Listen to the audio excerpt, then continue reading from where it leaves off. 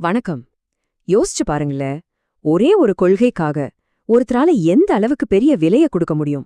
வாய்மைய விடாம புடிச்சுக்கிட்ட ஒரே காரணத்துக்காக தன் ராஜ்யம், குடும்பம், ஏன் தன்மானத்தையே இழந்த ஒரு மன்னனை பத்தி தான் நம்ம இன்னைக்கு தெரிஞ்சுக்க போறோம். அவர்தான் மாமன்னர் அரிச்சந்திரன்.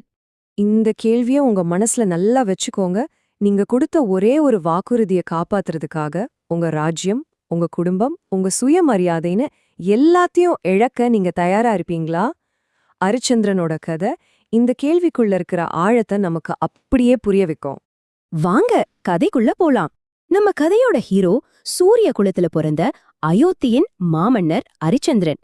வீரம், நேர்மையான ஆட்சி அப்படின்னு அவருக்கு பல நல்ல குணங்கள் இருந்துச்சு. ஆனா அது எல்லாத்தையும் விட அவரை ரொம்ப உயரத்துல வச்சிருந்தது ஒரே ஒரு விஷயம்தான். அது தன் தர்மத்தை உசிரா நினைச்ச ஒரு குணம். அது என்ன குணம் கேக்குறீங்களா? அதுதான் வாய்மை. வாய்மைனா சும்மா உண்மைய பேசுறது மட்டும் கிடையாதுங்க. அது ஒருத்தரோட தர்மம். என்ன ஆனாலும் சரி, என்ன விலைய கொடுக்க நேர்ந்தாலும் சரி, தன்னோட கடமையில இருந்தும் கொடுத்த வாக்குல இருந்தும் கொஞ்சம் கூட தடமாறாம இருக்கிறது. இந்த வாய்மை தான் அரிச்சந்திரனோட ஒவ்வொரு மூச்சு காத்துலயும் இருந்துச்சு. சரி, ஒரு ராஜாவோட பேரு, புகழ் எல்லாம் இப்படி வான அளவுக்கு பரவுதுன்னா அதை சோதிச்சு பார்க்க ஒரு ஆள் வருவாங்க இல்லையா? அப்படிதான் இங்கேயும் வர்றாரு விஸ்வாமித்ரல்னு ஒரு பெரிய முனிவர். அவர் முடிவு பண்றாரு, சரி இந்த அரிச்சந்திரனோட வாய்மை எந்த அளவுக்கு போகுன்னு பாத்துருவோம் அப்படின்னு. விஸ்வாமித்திரர் நேரா அரிச்சந்திரன் கிட்ட போய் ஒரு பெரிய யாகம் பண்ணணும், அதுக்கு நன்கொடை வேணும்னு கேக்குறாரு. ஆனா அவர் கேட்டது ஏதோ கொஞ்சம் காசு பணம் இல்ல, அரிச்சந்திரனோட மொத்த ராஜ்யத்தையும் தானமா கேட்டாரு. நினைச்சு பாருங்க. ஆனா அரிச்சந்திரன் ஒரு செகண்ட் கூட யோசிக்கல. கொடுத்த வாக்க காப்பாத்துறது தான் தன் தர்மம்னு சொல்லி தன்னோட நாட்டையே தூக்கி கொடுத்துட்டான். ஆனா சோதனை இதோடு முடியல. நாட்டையே கொடுத்ததுக்கு அப்புறமும் அந்த யாகத்துக்கான தட்சிணையா இன்னும் கொஞ்சம் பணம் கொடுக்கணும்னு விஸ்வாமித்திரர் சொல்றாரு. இப்ப அரிச்சந்திரன் கிட்ட நாடில்ல, செல்வம் இல்ல, ஒண்ணுமே இல்ல. அந்த தட்சிணைய குடுக்கறதுக்காக அவர் தன் மனைவி சந்திரமதி, மகன் லோகிதாசன் கூட நாட்டை விட்டே வெளியேற வேண்டிய நிலைமை வருது. எங்கிருந்துதான் அரிச்சந்திரனோட வாழ்க்கையில உண்மையான கஷ்ட காலம் ஆரம்பிக்குது? கொடுத்த வாக்கை காப்பாத்தணுங்கிற ஒரே காரணத்துக்காக காசி நகர நோக்கி போறாரு. ஆனா அந்த பயணம் அவர் நேசிச்ச எல்லாத்தையும் அவர்கிட்ட இருந்து ஒன்னொன்னா பறிக்க போகுதுன்னு அவருக்கு அப்ப தெரியாது. இப்ப பாருங்க, அவரோட சரிவு எவ்வளவு வேகமா, எவ்வளவு கொடூரமா இருக்குன்னு. முதல்ல ராஜ்யத்தே இழந்தாரு. அப்புறம் காசிக்கு வந்ததும் அந்த தட்சிண பணத்துக்காக தான் உயிரான மனைவி சந்திரமதியும் மகன் லோகிதாசனையும் அடிமைகளா விக்கிறாரு. கடைசியா தன்னையே ஒரு மயான காவலாளிக்கு வித்துட்டு சுடுகாட்டுல பெணை எரிக்கிற வேலைக்கு போயிடுறாரு. யோசிச்சு பாருங்களேன், இந்த மாற்றத்தை. நேத்து வரைக்கும் சூர்யா குலத்தோட மாமன்னன், பல கோடி மக்களுக்கு அரசன். ஆனா இன்னைக்கு ஒரு சுடுகாட்டு காவலாளி. அதிகாரம் போச்சு, செல்வம் போச்சு, குடும்பமும் பிரிஞ்சு போச்சு. இப்போ அவரோட ஒரே தர்மம் என்ன தெரியுமா? எரிக்க வர்ற ஒவ்வொரு பிணத்துக்கிட்டையும் வரி வாங்குறது தான். அவரோட வாழ்க்கையில இதுக்கு மேல கீழே போறதுக்கு இடமே இல்லைன்னு நினைக்கிற நேரத்துலதான் விதி அவருக்காக இதுவரைக்கும் யாருமே பாத்திராத ஒரு கொடூரமான சோதனையை வச்சிருந்துச்சு.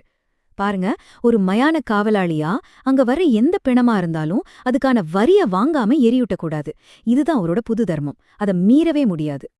அப்படி இருக்கிற ஒரு நாள் ராத்திரி, ஒரு பெண் தன்னோட ஒரே மகனோட உயிரில்லாத உடம்ப கையில தூக்கிட்டு அழுதுகிட்டு அந்த சுடுகாட்டுக்கு வர்றான். அவளோட அழுகை சத்தம் அந்த இடத்தையே இன்னும் இருட்டாக்குது. அரிச்சந்திரன் அவங்க கிட்ட போய் பாக்குறாரு. அப்போதான் அவரோட தலையில இடியே விழுது. ஏன்னா அங்க நின்னது வேற யாரும் இல்ல, அவரோட மனைவி சந்திரமதி. அவன் மடியில பாம்பு கடிச்ச செத்து கிடந்தது அவங்களோட ஒரே மகன் லோகிதாசன். அந்த நேரத்தோட உச்சக்கட்ட சோகமே இதுதான். தன் மகனுக்கு கடைசி காரியம் செய்யணும், ஆனா அதுக்கு கொடுக்க வேண்டிய சுடுகாட்டு கட்டணத்துக்கு சந்திரமதி கிட்ட காசில்ல.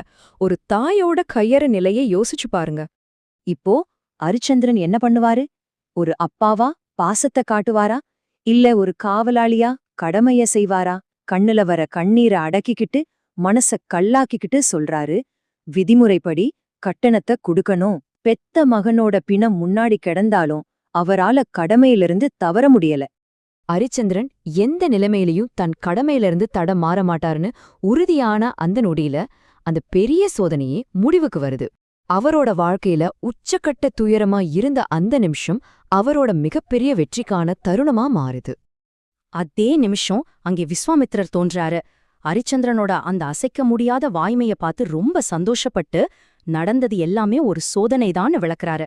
தன்னோட சக்தியால மகன் லோகிதாசனை திரும்ப உயிர்ப்பிக்கிறாரு. பிரிஞ்ச குடும்பம் ஒன்னு சேருது, இழந்த ராஜ்யமும் அரிச்சந்திரனுக்கு திரும்ப கிடைக்குது.